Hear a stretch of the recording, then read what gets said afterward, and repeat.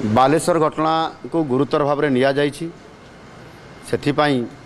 आवश्यक सरकार तरफ पदक्षेप नि वर्तमान मु एम्स को जाऊँगी से छात्री जो गुरुतर अवस्था रे से चिकित्सा होती से उपरे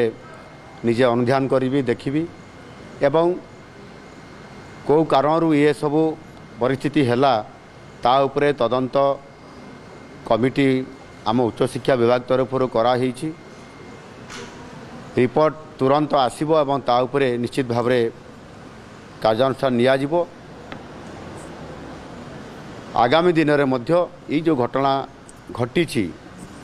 ताहा उपरे सरकार तीक्ष्ण नजर रहिबो जे भविष्यत रे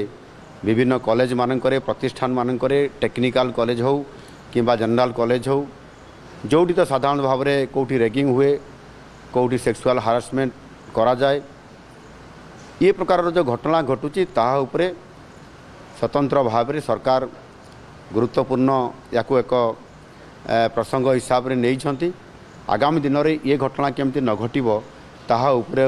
मध्य स्वतंत्र भाव में उच्चस्तरीय या उपरे तदंत करी आगुआ पदक्षेप केमती निया जाई पारिबो सेति पाई सबु कॉलेज उपरे फोकस करा जाई पारिबो। Thank you.